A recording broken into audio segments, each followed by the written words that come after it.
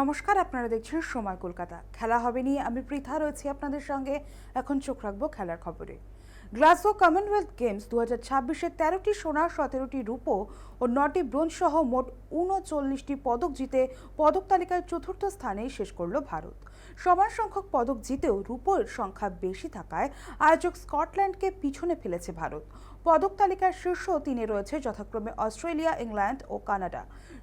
Shooting, badminton, কুস্তি, hockey ও table টেনিসের মতো ইভেন্টে পদক না থাকলেও ভারত শীর্ষ চারে জায়গা ধরে রাখতে সক্ষম হয়েছে। অ্যাথলেটিক্স ও প্যারা অ্যাথলেটিক্সে এসেছে সর্বাধিক 16টি পদক, আর বক্সিংয়ের দুরন্ত সাফল্যের শেষ মুহূর্তে ভারতের অবস্থান আরও মজবুত করেছে। 2030 সালে আহমেদাবাদে অনুষ্ঠিত হতে চলা কমনওয়েলথ গেমসকে সামনে রেখে এই ফলাফল ভারতীয় ক্রীড়ার জন্য বড় আত্মবিশ্বাসের বার্তা দিল।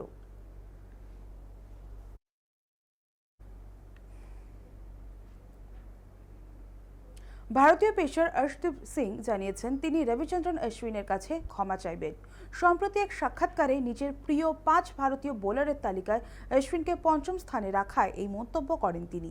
অর্শদীপ জানান, ভুবনেশ্বর কুমার, মোহাম্মদ শামি, কুলদীপ যাদব ও যশবীন্দ্র চাহালের পর অশ্বিনকে রেখেছেন তিনি। তবে অশ্বিন ছিলেন আইপিএলে তার প্রথম অধিনায়ক, তাই তাকে 5 নম্বরে রাখতে খারাপ লেগেছে বলেই মজা করে জানান ভারতীয় পেসার।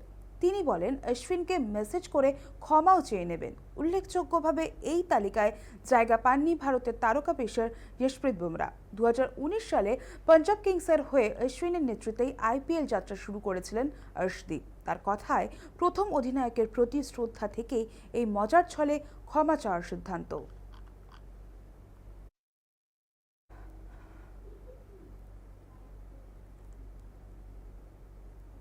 আইএসএল থেকে দল তুলে নেওয়ার সিদ্ধান্তে গভীর হতাশ হয়েছেন ভারতীয় ফুটবল দলের অধিনায়ক সুনীল ছেত্রী। সমাজ মাধ্যমে তিনি লেখেন, জামশেদপুর এফসির সরে দাঁড়ানো যেন পেটের সপাটে ঘুষি খাওয়ার মতো।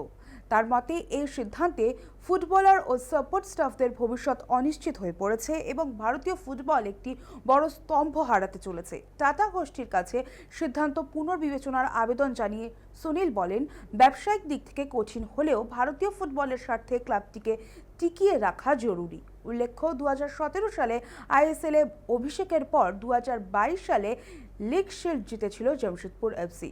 যদিও প্রথম দল তুলে নেওয়ার সিদ্ধান্তের পরও তৃণমূল স্তরে ফুটবল উন্নয়নের কাজ চালিয়ে যাওয়ার কথা জানিয়েছে ক্লাব কর্তৃপক্ষ।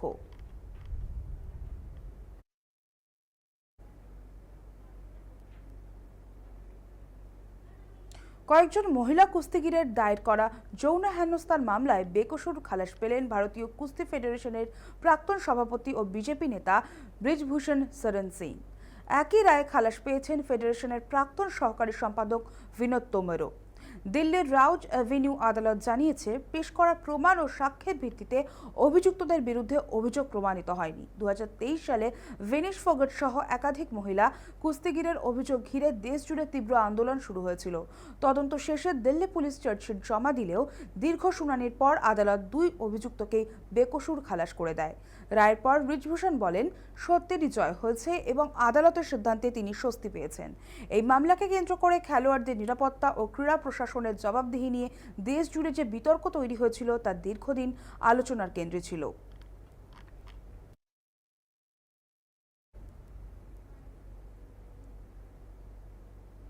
খেলা হবে এখনকার মতো এই পর্যন্তই। খেলার আরও অন্য সমস্ত খবর পেতে চোখ রাখুন সময় কলকাতায়। সময় বলবে সময়ের কথা।